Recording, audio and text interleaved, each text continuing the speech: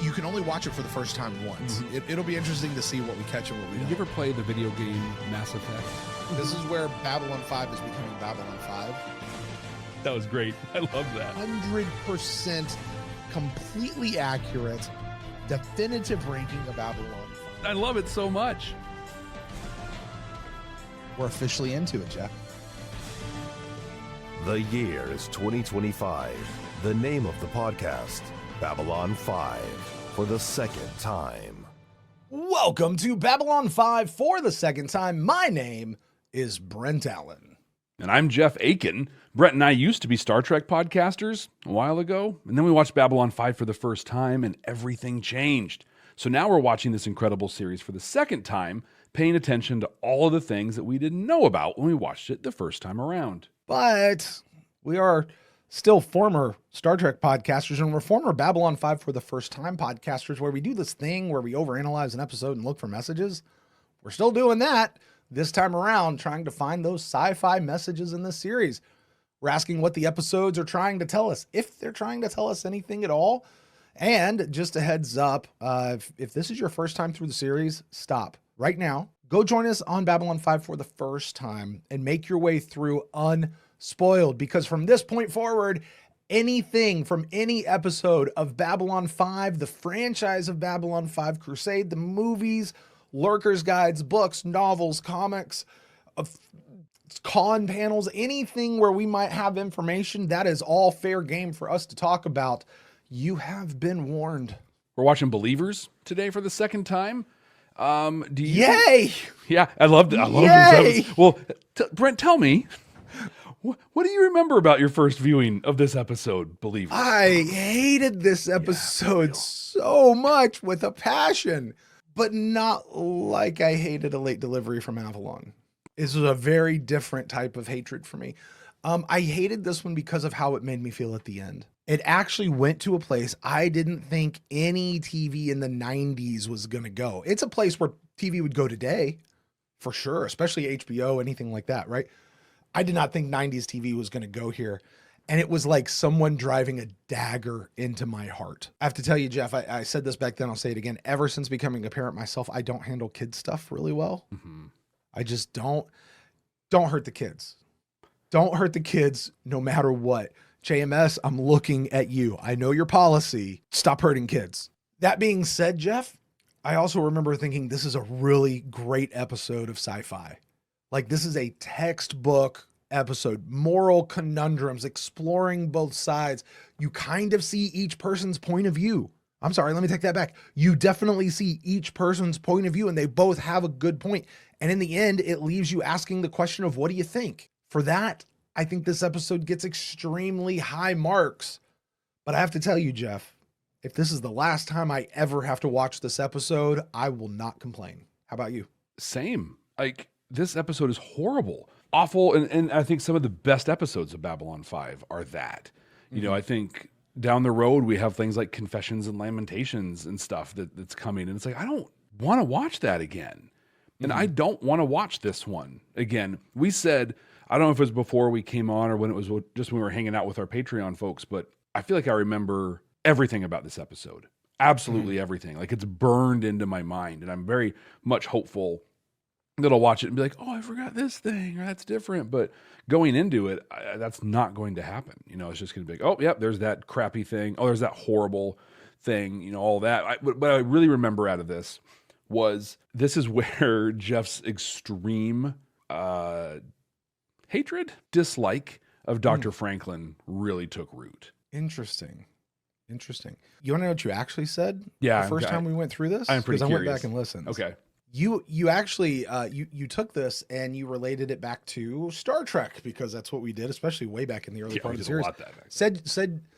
We both actually said we were getting very big Tuvix vibes off this episode. Okay. Where both answers are right and wrong. Now, I completely disagree. I think Tuvix has a very definitive right and wrong answer, but still, you get my point.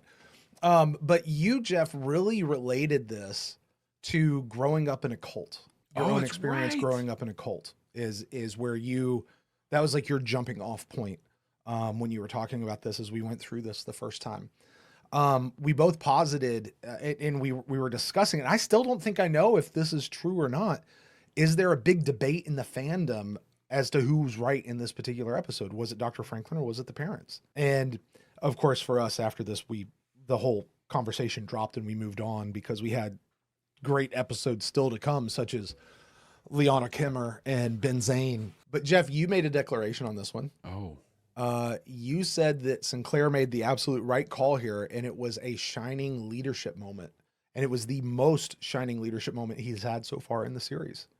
Yeah. And specifically what you were talking about there was how he went to the kid and talked to the kid, but he came back to Franklin and he said to Franklin at some point, "You should never have asked me." That's right. Meaning you should have just done it. Mm-hmm. You should have just done it. Don't come ask me for this in the future, because once you ask me, now I have to weigh in. You should have just done it. Which I thought was real interesting. I made a very bold prediction though, Jeff. Yeah. As we talked about this. Let me read the prediction. Okay.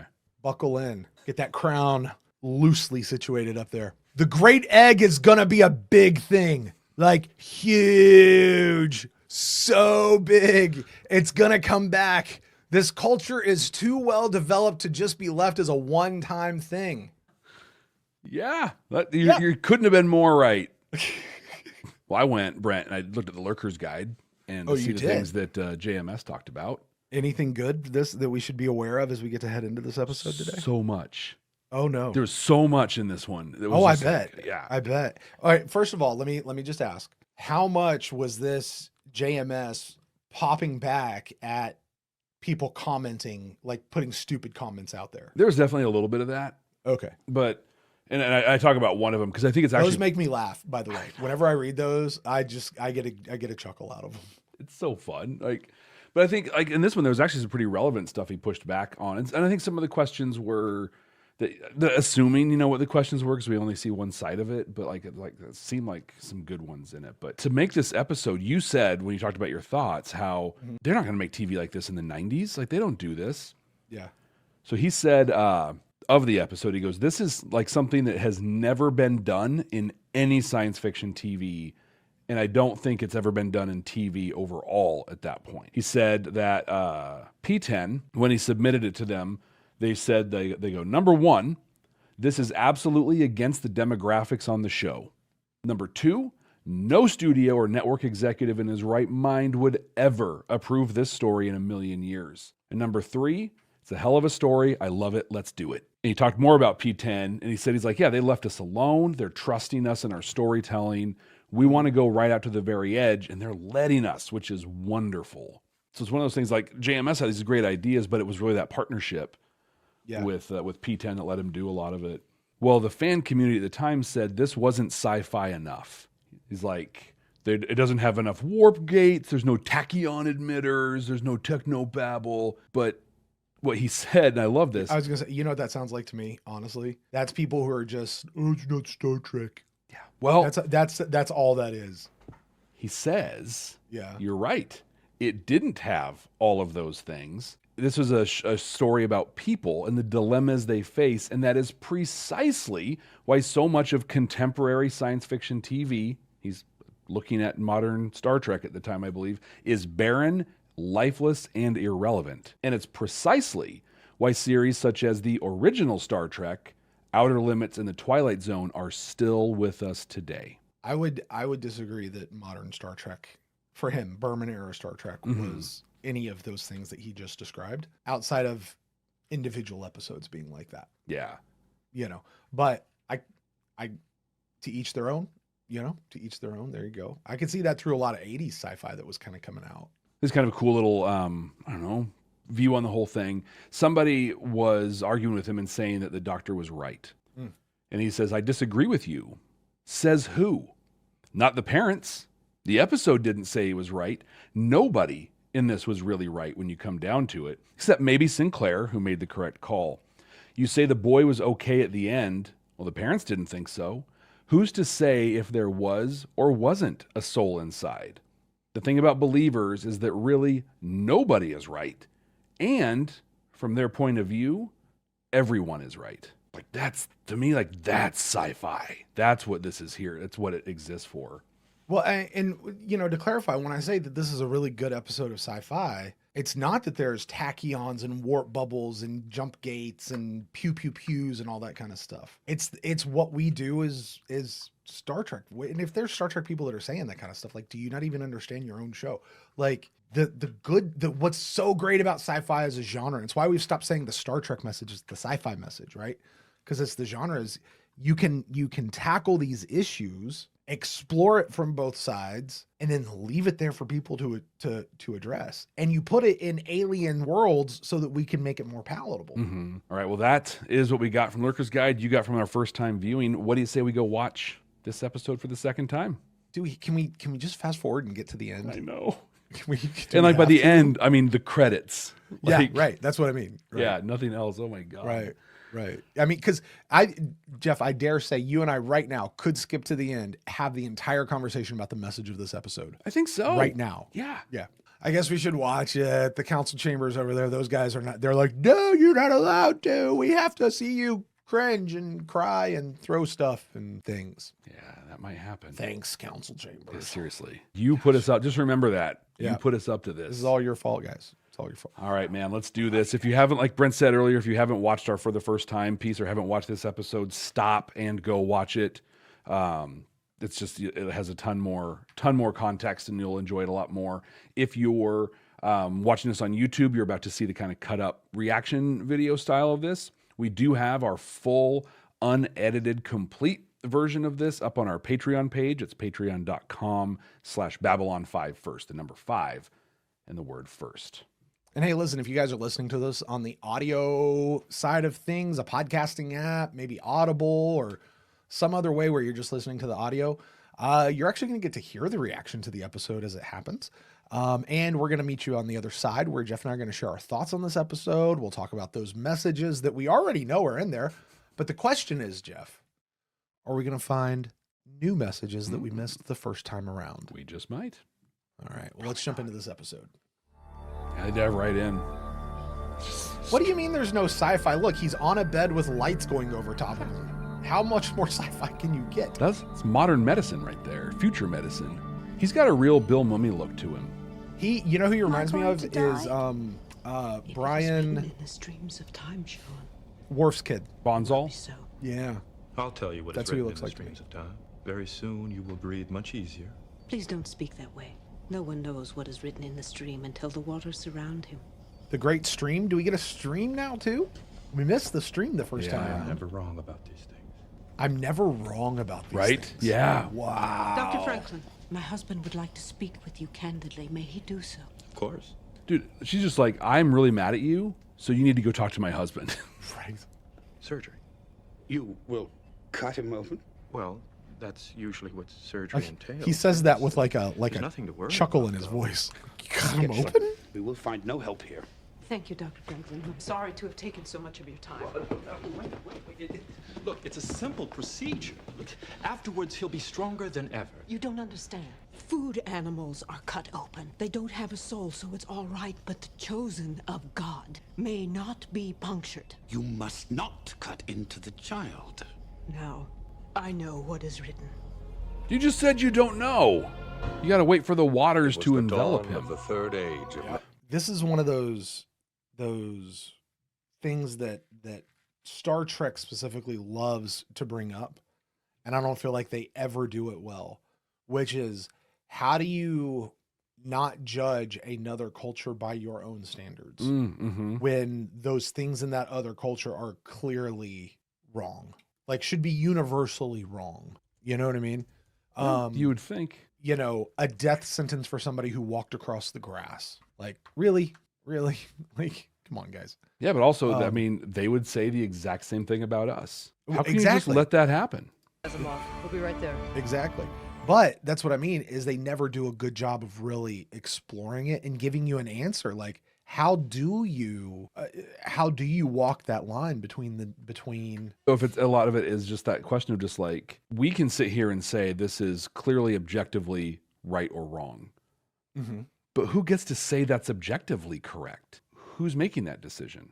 You know, I mean, you can say it's wrong to kill. says who? He said, yeah, why? Says who?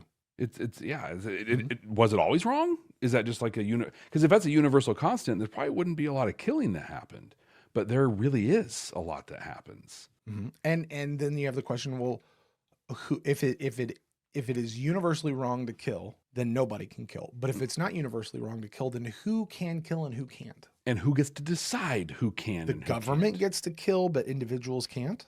Got it. Commander, we've just received a distress signal from the Starliner Asimov. Location. Grid 471 by 18. That's Jeff, your something I territory. want you to pay Exactly. attention to as we get into this. Let's say it. I'm going to say it so we can address it as it goes. What you and I had said was both the A plot and the B plot centered around an officer disobeying direct orders. Oh, okay. Franklin disobeying his orders. Ivanova is going to disobey her orders. And both people doing what they thought was right in order to save people. And you see how it can actually work out for one and not for the other. So in doing so, you get this idea that like it may or may not, you know, just because it does or doesn't work out doesn't mean it's not the right thing to do at some point. So anyway, let's watch for that as we go forward. Dispatch a fighter wing to meet the Asimov, been escorted back here. A potential combat situation requires the presence of at least one command officer. Is Garibaldi available? I suppose. What? What? Nothing. What? I certainly have plenty of things to occupy myself here. Yes, sir. I think I'll just walk to and fro for a while. Maybe over to my console. Fro and to. After that, maybe I'll try pacing fro and to. You know, just I for the remember kick that of it. line. This is when we started doing dad there's jokes. the view, of course. It's because of that But line. It's not quite the same as if you were outside. I have an idea, Lieutenant Commander. Why don't you take out the fighter wing and escort the Asimov back to base? What a great idea, Commander. Well, if you insist, sir. So you see, I watch that now and I'm like, blockage God, is Sinclair's easy, awesome. And the That body's was fluid transfer so well system will handled. regain its integrity almost immediately. So you're just going to let him die? What kind of a god do you worship? We cannot discuss this any longer. This is useless. Wait. Note that it's not just Franklin I passing think this there might be judgment. another way. It will take longer, and it will be far more uncomfortable, and it will cost more. We are the children of time. We cannot break our covenant any more than you could cease to be the descendant of egg-sucking mammaloids. We can try something. Egg-sucking that might give mammaloids. Sean's natural defenses Great a egg chance on a to t-shirt. break up the blockage. If we use a combination of emollients and microbeams, we might help the body clear itself.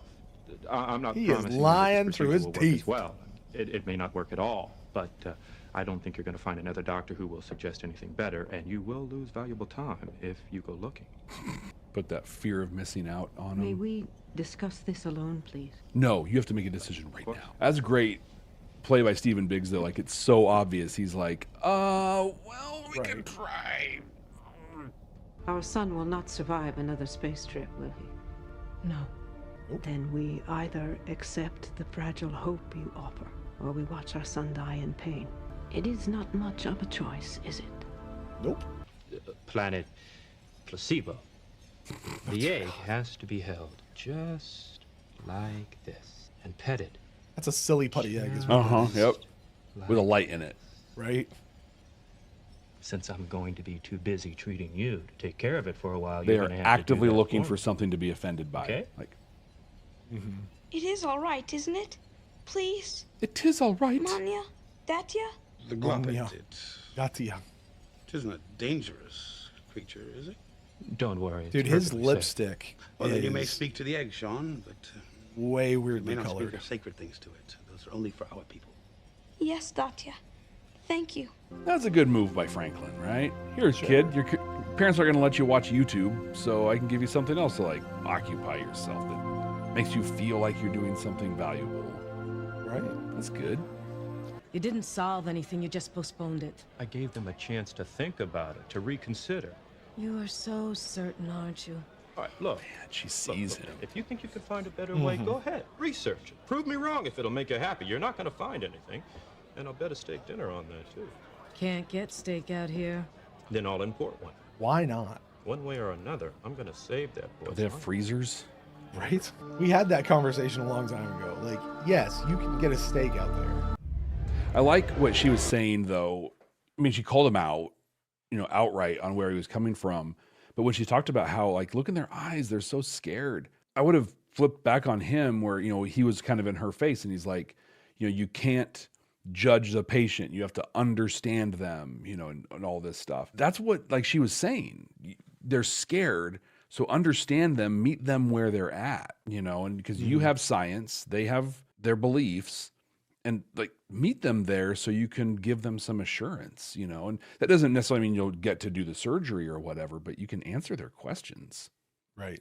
And I like this doctor. She seems pretty good. Although she's out there being just as judgy as Franklin. That's the thing, like too, both Franklin and Dr. Girl are kind of like they're flip-flopping a little bit. They are. They don't feel like they're staying on their side that they've established that they're each on. Yeah. But maybe that's a product of like, this isn't simple. Yeah, sure. In my opinion, the presence of fingal eggs aboard this installation might present a serious hazard. There's a real egg theme through this Import episode. another steak. I don't know you that much. Import another steak. In circumstances like this, we're in a legal limbo. You could order me to take whatever steps I felt necessary to save that boy's life, including surgery. If I do that, it establishes a precedent. What if I made an official request? I'm asking you to find another way to resolve this. You don't care if that boy dies? That's not the issue. If it were, we wouldn't be having this conversation, but it's not the only issue. Ugh, I didn't get my way. I'm out of here. This isn't going to go away. Neither will I. It actually is going to go away because the kid is going to die. I mean, that's awful, but it's also true. I just got to say, I freaking love Sinclair. I don't know how I hated him so much the first time around. I don't know how I thought he was a bad actor the first time around. I know. I thought he's fine. Like his acting here is fine. Fine. It's not No amazing, but it's fine. It's not bowl me over. It's not Shakespearean turned screen actor, but it's fine. And the character's great. Yeah. Maintain radio silence until contact. Back when Raiders were a big deal, like. Apparently they were important in a few episodes to be, plot movers. That's about it. We have a safety of the patient precedent here on the station. You leave me no choice but to ask Commander Sinclair to suspend your parental authority. What does that mean? That means I'll do whatever I feel necessary to save your son's life. I'll put aside your objections and I will perform that surgery without your permission. No, you can't do that. You mustn't do that. Please, Dr. Brinkland. I'm sorry. I have to do what I feel is best for Sean. I almost wonder he should be like, look, he's gonna die. So why don't you let me give it a shot and let's see if that soul really leaves or not. Like, where's the downside? Because they know he will. See, that's the thing though, Jeff. You and I already know the answer to that question. I mean, are you asking this as Dr. Franklin or are you asking this as Jeff? As Dr. Franklin. Okay. Because I was gonna say, like, as a viewer who've seen this before, like we get it, like that's the idea. Like, if you cut him open, his soul will escape. This is not a let's play around and see. This is not an F around and find out kind of a thing. This is a certainty. Yeah, this is, according to their thing. But I got to tell you, Jeff, I'm sitting here thinking he says a line here that I find absolutely fascinating. I will go to Commander Sinclair and ask him to suspend your parental rights, right? Right here in the good old United States, in the state of Florida, because this is going to be the states are going to do this, not the federal government. Yeah. If you have parents withholding medical care like this, the state will step in and take the child away from you. Yeah, that's abuse by statutory definition in every state. Absolutely. They will step in and take this away from you. And is that right or wrong? That's the question. Listen, I'm gonna step on some toes right here, and I don't even give an F right now. There are people who've decided not to vaccinate their children against the measles. 2 of those children have died. Those parents should be held as criminals. They should be. Sorry, you just should be. That is ridiculous that has happened. It is ridiculous that it's now spread to over 200 cases across 2, maybe 3 states. That is criminal neglect. Yeah, that's where I am on it. That's just where I am on it. If I don't you want to send me emails, do it. I don't care. If I don't give my kid food and they starve and die, that's on me, right? That's neglect. That's a crime. I will go to prison. Why is it different with medicine? What is the difference here? And the thing is, there's not a difference. For whatever reason, people have politicized it most recently, but even before that, as far back as I can remember in recorded history, whatever version of God or gods will provide. The gods and God did provide with the knowledge of science that led to us coming up with treatments and medicines. Like, yep. Come on, this isn't a leap. Yep. But The state, I'm going to ask Commander Sinclair to suspend your parental rights, and you don't get a say in this matter. And yeah. It sounds awful, but like you said, it happens. It happens. And it might not be the wrong decision for the sake of the kid. Let's go back to this. He is not your responsibility. Unfortunately, he is now. Yeah. Dr. Franklin has made an official request, and I have to rule on it. Thank you for explaining your side of it. I like how he's explaining his position and what he's having to go through. I'll make my decision within 24 hours. You will rule against us, won't you?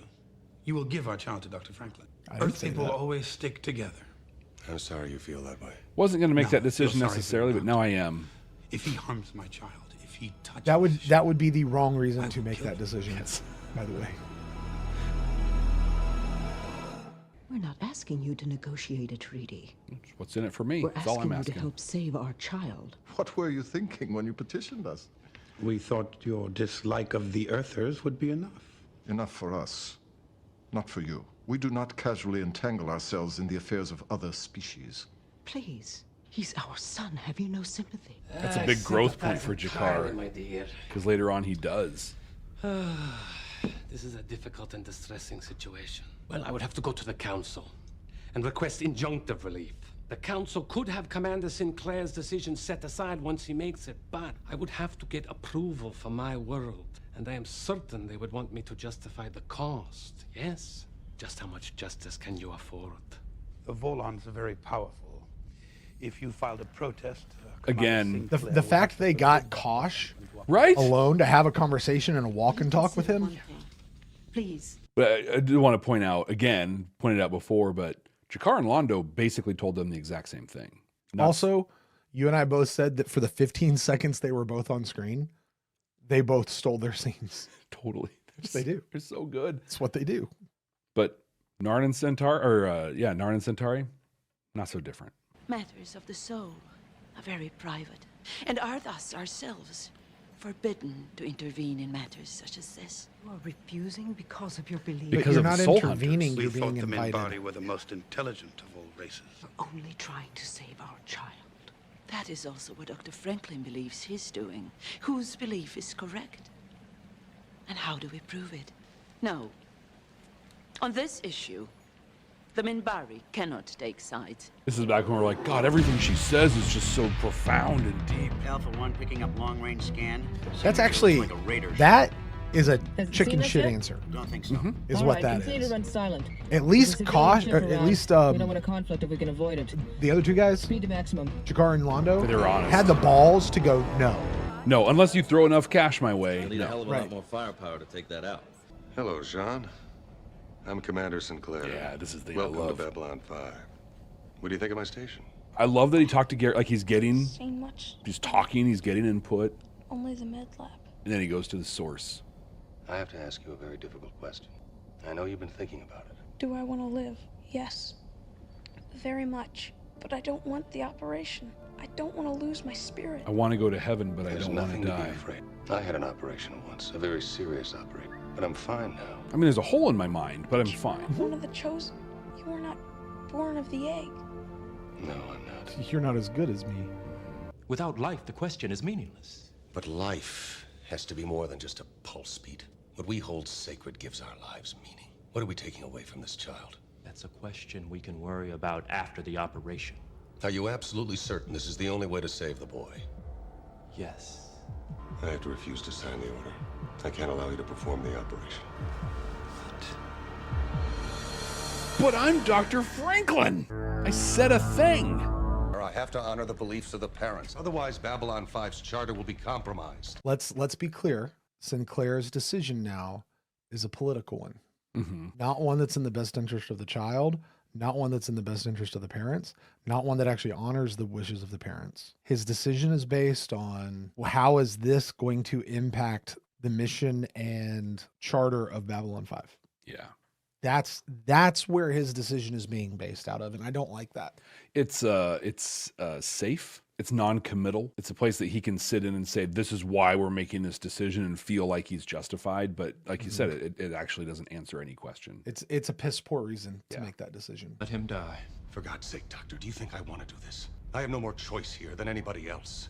I have to be the advocate for the parents because no one else will. I do love that he said, though, If the commander of Babylon 5 pushes back every time their beliefs conflict with those of Earth, I think that's a really I think that's what it looks like to be on a journey of inclusion and belonging, is to see a situation and to stop and not see it through your experience and your values and your beliefs, but see it from someone else's or multiple other people's, and looking to find those common truths. But my question, but the question that always comes back, that always goes unanswered when we have this conversation: where's the limit to that? You walk across, you see somebody being raped, right? Well, that's part of their culture. It's perfectly fine, is it? Or do you not stop it? I mean, we had this conversation when we watched Stargate. Mm-hmm. When we watched the episode of Emancipation, right? Like, there has to be a limit to stuff like that, though. Well, and it goes back to the idea of, are there universal values, exactly, or universal truths? And that is the question that has to be answered, that is never answered. It's not by Star Trek, not by you and me, not by anybody. Well, I think it's an unanswerable question given our scope of understanding. Yeah. That's why you got to take it on a case-by-case basis, and you got to allow, frankly, you have to allow a human in the real world scenario. You have to have a real world human who is, able to assess that particular situation and make a call on that situation that is not a universal answer for every situation. Yeah. Is the ultimate answer there. But as a society, we struggle with that, right? It's got to be a blanket thing. If this happens, this happens. But it really is. It has to be case by case, not even person by person, but case by case. Yeah. Yeah. And by the way, you're probably going to get it wrong. And the next time there's another case, it's probably going to be somebody else who would do it differently than the way this first person would. So who's right, who's wrong? Yeah. You must be our beacon home.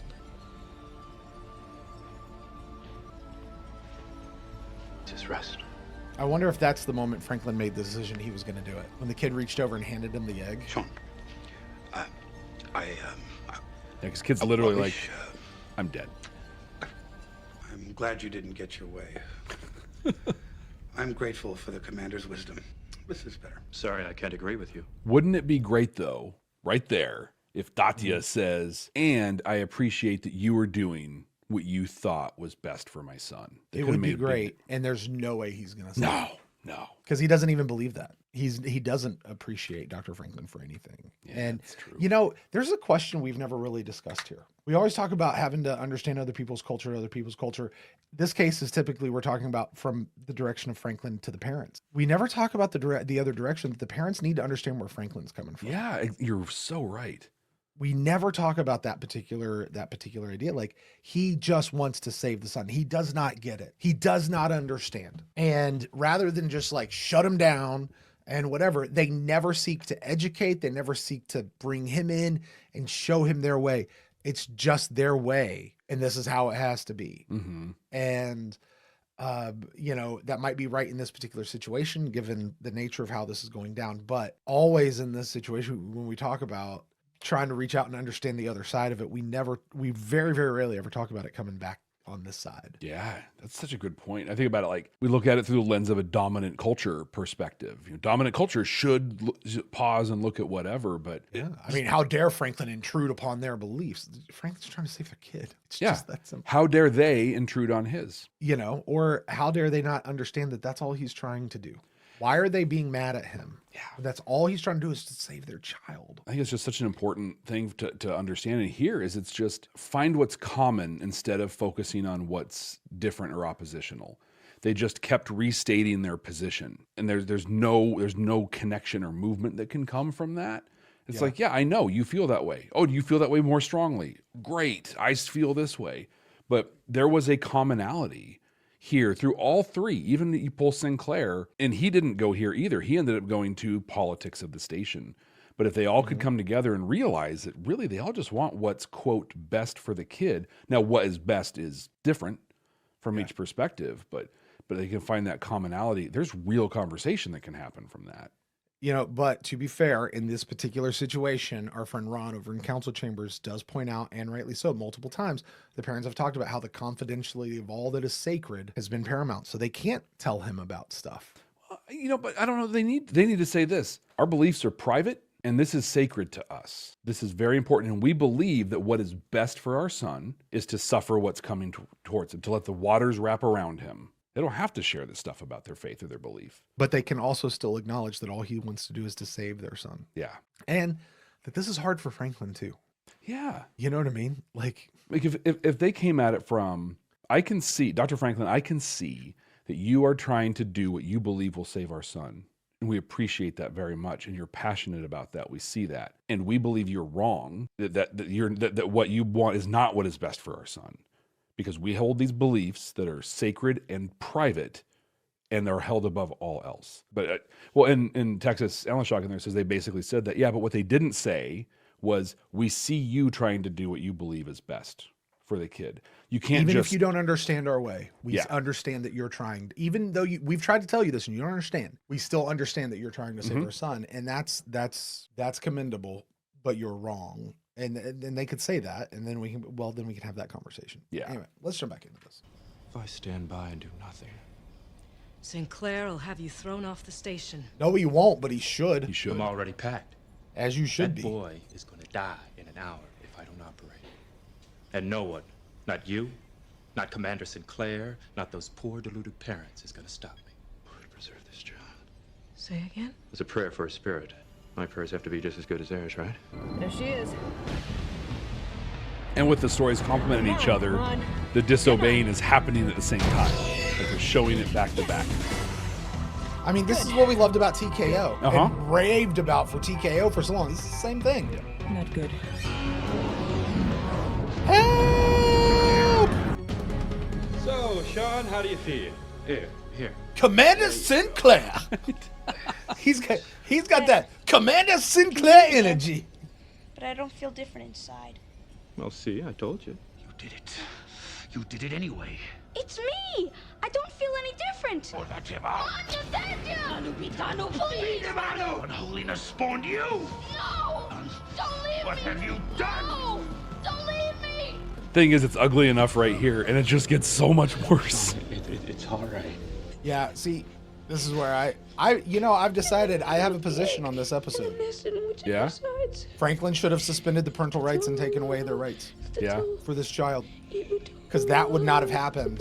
If. I gave you a direct order, Doctor. You disobeyed it. I should ask for your resignation right here, right now. You want it, it's yours. Don't tempt me, Doctor. Who asked you to play God? Every damn patient who comes through that door, that's who. They want us to make it better, or make it not so. They want to be healed, and they come to me Make when it their not prayers so. aren't enough. That's Well, good if I have catch. to take the responsibility, then I claim the authority too. I did good. Tell We him. both know it. Dude, And no one is going to take that Biggs away. is acting his ass off right now, man. That is, Yes. put that on his Sorry to highlight bother you, reel. Commander, I'm looking for Dr. Franklin. What is it? I think you should come to Medline. Oh, here we go. I think you both should come. I don't want to watch. I'm so steeled against this right now. Yeah? I really am. I promise you, when we get to Sleeping in Light, Jeff, stone. I am not allowed to forgive either, but if I could, I would. That's huge. My husband has brought the I'm Labuda, curious enough to know. the traveling I'm road curious for enough to great want to know what journeys. forgiveness looks like in their society, given this We will take conversation the you and I boy have had over the course of this whole He show. needs to rest. He will. Wow. He just told us what he's getting ready He to do. did. Yeah. Oh my God. It's their He just traveling. said I'm going to kill him. Traveling robe, and he's going to rest. Oh my gosh. I'm waiting. For an apology. You better check the temperature in hell first. Now, this is the thing. If this was a Star Trek episode, this would be the end. Yeah. They'd walk off. Oh, they're going to fly away, and it's all great. Boys and girls, this is not a Star Trek episode. No. Buckle up. Does Sean know wearing this robe Yeah. what's about to happen? He's got to know. I finished the research on their people as we discussed. The great egg, the great journey, the great song. It's all so great. The great There's a maker. Labuda. Traveling robe. Bum, bum, bum. That hi-hat on the upbeat, just giving you I like that- how they have people just in the right spot where he has to run between them. Oh my God. You did it. This was not our son. This was only a shell. There was nothing to do but end the pain of the shell. going to tell you, Brent, this is why we have atheists. Because people who are like, if you believe, like, if your God is telling you that was the thing to do, then I want nothing to do with that God.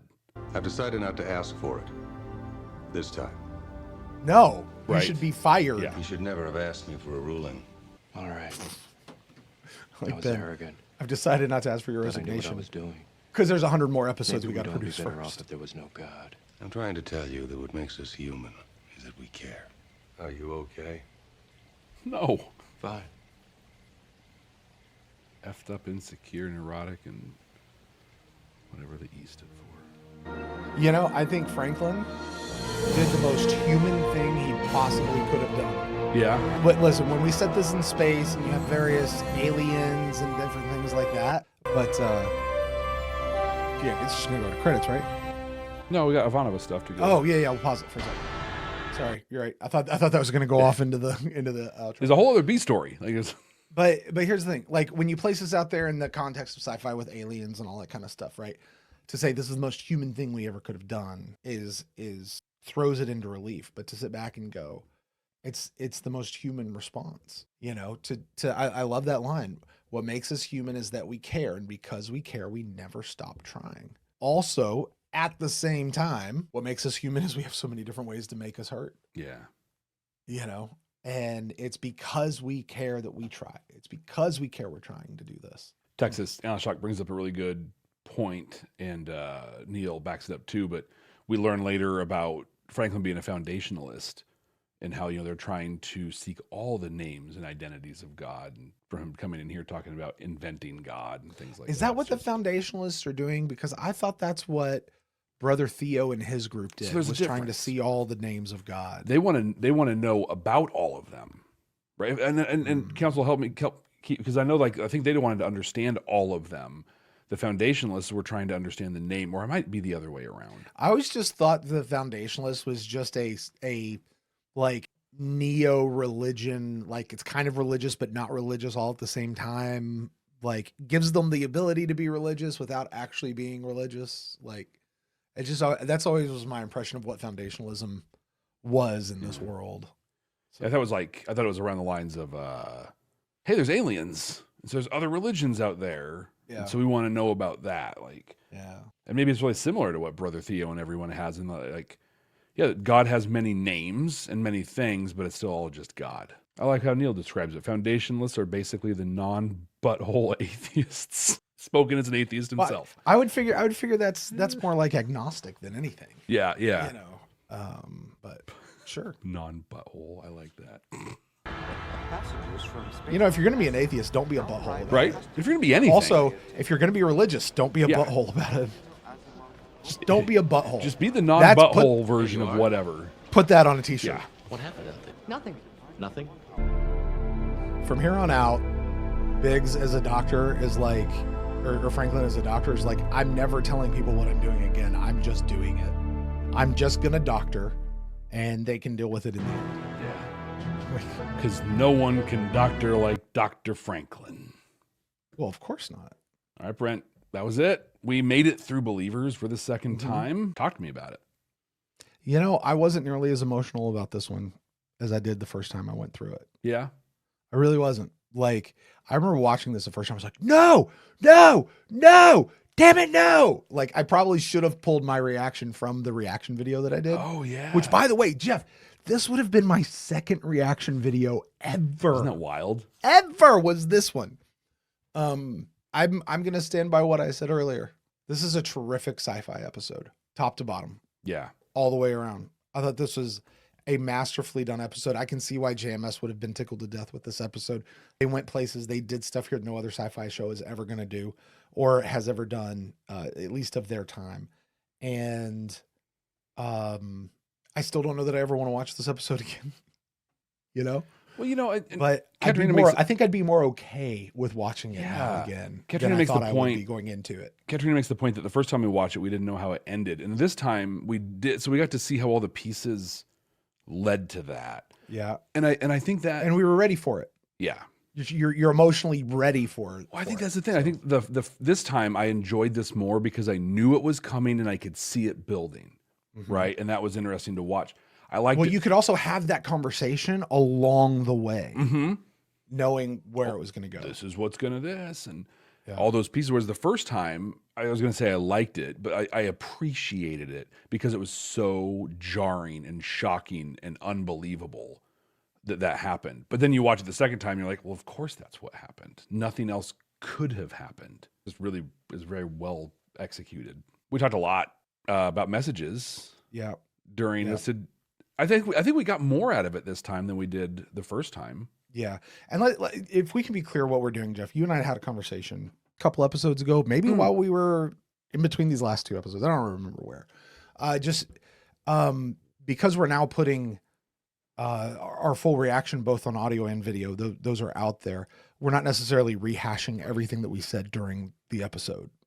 Like, that's not our goal here. Our goal just to we're moving our conversation forward a little bit. So sorry.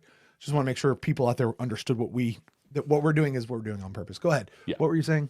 So we got a lot of messages out of some last time and this time, but I personally feel I got more out of it this time than last time from a message. Dive into it. What did you get? Well, I think we talked about it so much during the episode itself, but a few things that popped out for me. One of the things that Babylon 5 has been so good at is just tossing out these little nuggets that are great. And I liked one that Sinclair said. 2 things Sinclair said. One was, what makes a religion false? If one has to be right, don't they all have to be right? And who decides?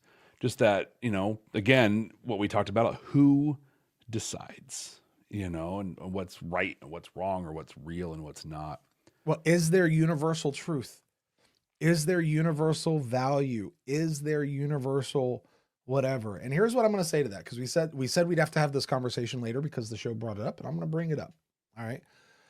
If you believe in a God, if you believe in a maker of some sort, right, then you by default believe in a rule, a lawgiver. You believe in a source of moral authority that is higher than this existent plane, right?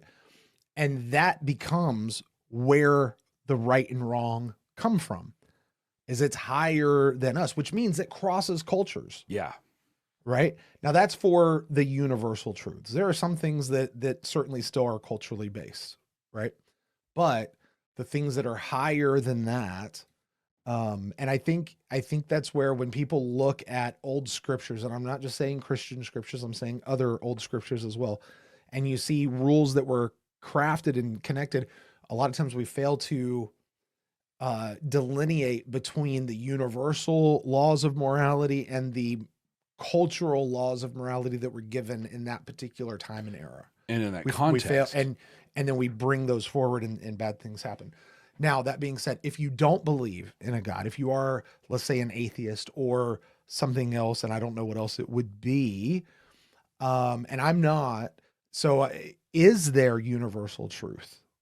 Because then where does it come from? And the answer, and I am not a person who can discuss that because I am not of that mindset.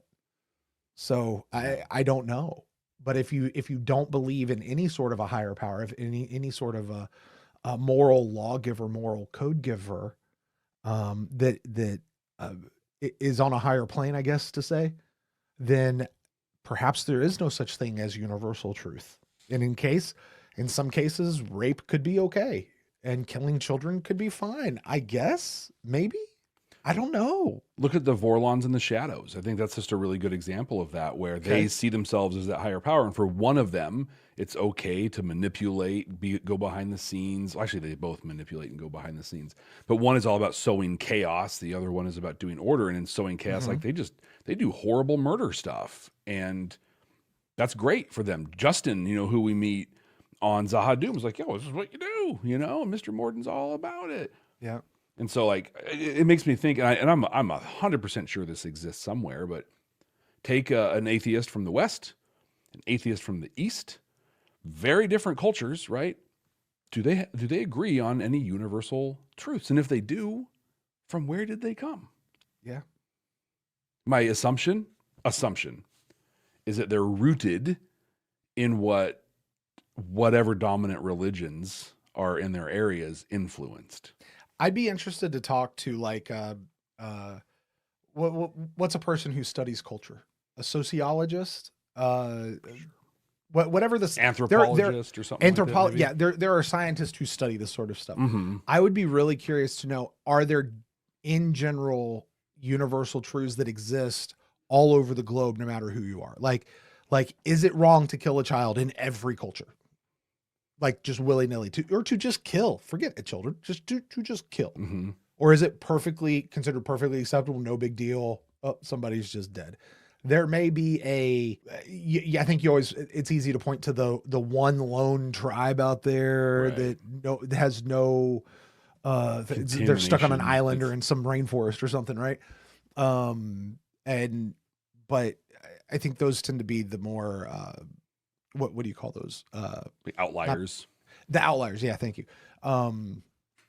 But I'd be real curious if in civilized world, throughout history and throughout cultures, if there are still those, like just from a sociological standpoint, I'm real curious. I don't know if anybody knows, email us. We'd love to know. It'd be cool. And that's Earth, right? And then you blow it up to the galaxy in Babylon 5 and see if those things exist. I think that's a lot of what Brother Theo and his monks were searching for.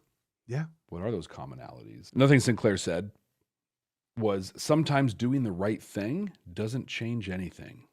That's just truth, and Captain Picard said the same thing.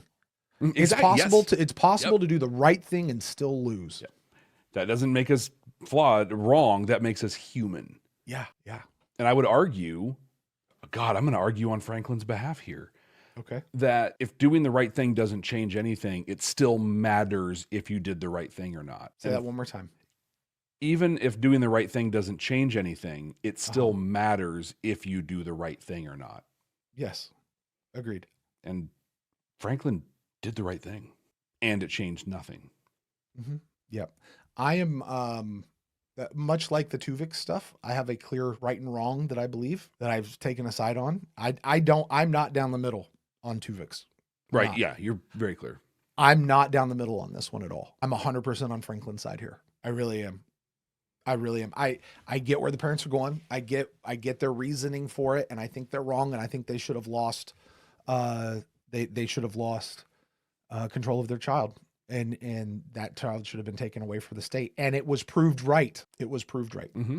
I agree, and I didn't think I was going to coming into this. I didn't either. Yeah, I didn't either, because I get it. He's a shell. This is not our child. We're ending this thing, which is purporting to be our child. Yeah. When the dad looks there and says, "What kind of demon spawn did you come from?" Yeah. Oh my gosh. Those. It's tough because it's literally passing judgment on a culture, but they're not fit to be parents. No. Unfortunately not. And this, Kosh. And here I'm going to go passing judgment like a Volan. Kosh says of the Narn and the Centauri, basically both should pass away. Mm-hmm. Like neither are worthy. They're already dead. Kosh says in this one, everything's moving. It's too late for the pebbles to vote. Jeff, let's have that conversation. What did Kosh mean by that? What do you think he meant? Everything is the boulder is already rolling or something like that. It's too late for the pebbles. Yeah, the avalanche has already started. It's too late for the pebbles to vote. There it is. I'll tell you what I think it is. I think it aligns directly to Sinclair's. The Kosh thing was the camel's nose in the tent. So what he's saying is, I'm the avalanche. Like they've already violated someone's medical whatever, and I'm an avalanche. Y'all are just pebbles. It's too late for you to have a say. I'm not sure that's what he was saying. No, what do you think? No, I think he was talking way bigger. I think he might have even been talking about the coming Shadow War and everything having to like this is not just what you guys are talking about here. This is piddly. This is dumb.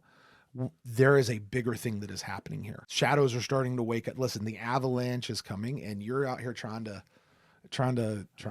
do all this little stuff and decide whether or not he should live or die or whatever. I think he was trying to basically say, you're going to die. Yeah. He's going to die. You're going to die. And your society is going to get wiped off the map. Your little tiny egg society is going to get gone. And it doesn't matter. Much like the Narn and Centauri should just be gone. and it doesn't matter. I think that might be more of what he was saying to them. Although yours makes far more sense in context. Well, in context, I'm just thinking about yours in the context of later stuff, because I think that makes it sound as if they're saying the Shadow War's already done. Like, it's just about to start, but you've already lost. Mm-hmm. But Kosh, like, basically kills himself to go fight the fight. I think if he believed that, he wouldn't have stood when Sheridan was reading him the riot act. I think it would have been like, no, I'm not going to put myself at risk because y'all going to die anyway. Unless Sheridan, his relationship with Sheridan changed him. Maybe. You know, Sarah points out here, and this is where we're really going to dive into future lore of stuff. Kosh has no point that the Shadow War is coming. Is that true? So she catches herself later on. She goes, oh, I thought you were talking about what Sinclair was saying. Sinclair had no idea it was coming. Sinclair has no idea. Yeah. I was going to say, Kosh, he knew. I think clearly knows exactly what's happening. Yeah, we saw that in the beginning. Yeah. So, I mean, I think ultimately that's what Kosh was saying was, hey, this whole thing you're going through right now doesn't matter. Yeah, I think ultimately that's it. It doesn't matter. So let him die, let him live, whatever. It doesn't matter. There's bigger stuff happening right now. I think is ultimately really where he was going. I think you're right. There were two lines they had in here, Jeff, message-wise, that really jumped out to me. Yeah.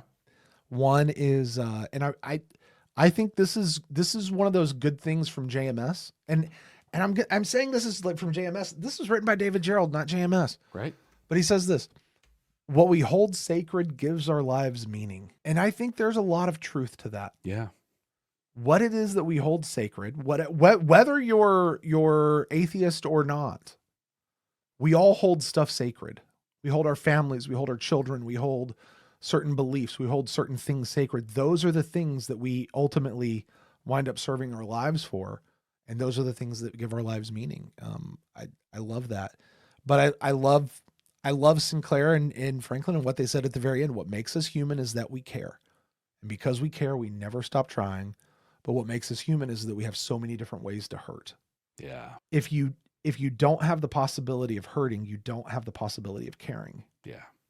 The idea that we care is what gives us, like, the other side of that is that we can hurt. It's the possibility of hurt, right? It's like, in order to live, you actually have to be possible to die. That's what Lorienne says later. Exactly that.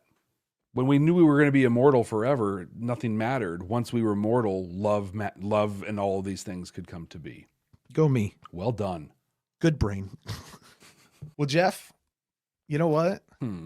We've talked ad nauseum here, I believe, about Believers. We've watched this episode for the second time, possibly for the last time, but I think I'd be okay watching it again. Just not right now. Maybe. But what we do have to do, what we do have to do right now is we have to rank this episode. We're putting it in our 100% completely accurate and definitive ranking, Babylon 5 Season 1 second viewing order, because now we know everything. Our current top 5, Jeff. Number 1 is Deathwalker. 2 is War Prayer. 3, Sky Full of Stars. 4, Parliament of Dreams. 5, Born to the Purple. Jeff, where do you put Believers?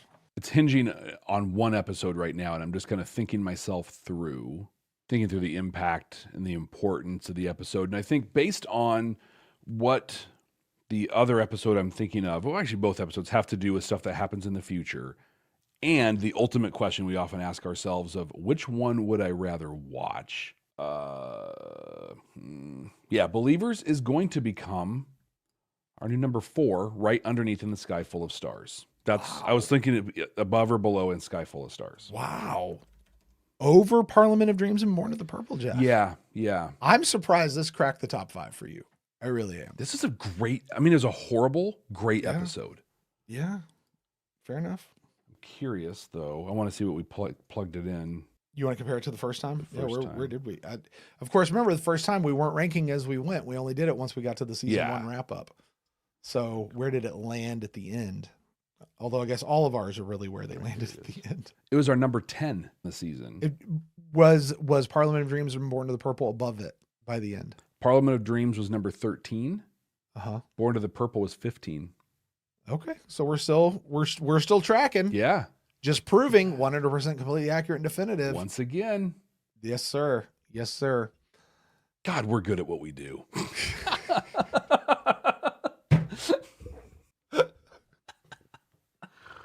Oh my God. Wow. I get it for being arrogant sometimes. Wow. You're not wrong, though. All right. Hey, listen, that's going to do it for Believers. Next week, Jeff, we've got a brand new episode on deck. Actually, it's not brand new. We've seen it before. That's why this is for the second time. We're watching Survivors.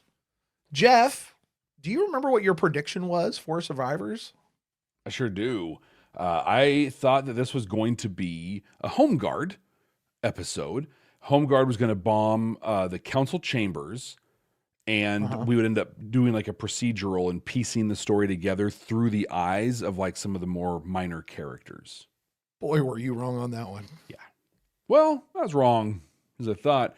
Do you remember what you thought it was going to be? Oh, I was just as wrong as you were. I said that this was going to be a part 2 to Believers. Yeah, you did. It was going to come right off the edge of Believers. I said that the people from the Great Egg are going to, like, all the ones who had somehow gotten cut open during their lives. Because that's the thing, right? Like, what happens to people like a kid who falls off his bike and gets scratched? Is he now dead? Like, do they just kill him now? They've been living in secret, and now they all come out in the open because they see that they actually can live despite this one thing that happened. And they're coming to Babylon 5 because they know that this is a place where they can be accepted and free. Although that really sounds like that should have been like an early season 2. Can you imagine Sheridan fresh on the station? All of a sudden, all these cut open Great Egg people living in secret come for freedom. Man, we had to, I mean, that was like kind of the Underground Railroad episode for the telepath thing a little bit, wasn't it? Anyway, yeah, that's what I said it was going to be. Not at all. Instead, we're getting Liana Kemper. We're going to get Liana Kemper. Yeah. Yeah. Survivors is another one where I'm like, I feel like I remember this episode, and I have, well, actually, that's not, does it have zero desire to watch again? Not true. Not true? I'd like to watch it again. You want to watch it again? I do. Well, guess what, Jeff? We're going to watch it again next week. We are right here. Thanks for hanging out with us. Thanks for watching this. If you haven't already, subscribe wherever you're watching or listening. Like, rate, review, do all those things. And it would be super, super cool if you would share this with somebody else out there, whether they like Babylon 5 or not. Honestly, I think we need to, as a fandom, as a community, we need to get a little more aggressive around Babylon 5. Quit waiting for people who already like it or whatever. Let's just shove it onto everybody. Hey, person, do you enjoy television? Cool. Watch this podcast about Babylon 5. You should also watch the show at the same time. If we don't get more aggressive about it, this could be the swan song for the franchise. And while that's a great swan song, it'd be super cool if, if there was more that came out of this whole thing.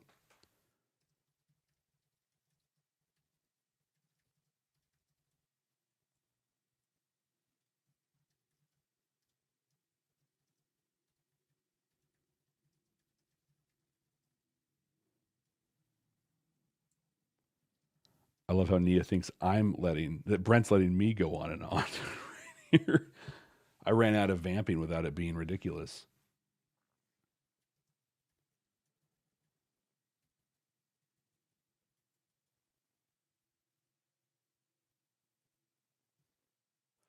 So with that, ladies and gentlemen, thank you so much for being here. We're going to get out of here. We're going to call it a day. I'm going to beat Brent to the whole thing, and I'm going to just play the outro. Hey, Jeff. Dang it. I literally had my finger on the thing. Yeah, Brent, what's going on? Hey, why'd you do it? Why did I do what? Well, you did the thing I told you not to do. Jeff, you keep doing this, and I keep telling you I can't work with you if you keep doing this. And if you keep this up, I'm going to need a new co-host, and you're going to have to resign from the show. You want my resignation? Bro, you got it. You know what? Nah, I've decided not to ask for it. Oh, thank God. All right, I got to go unpack. I mean, we're not some deep space franchise. The station is about something. Damn it, Jeff.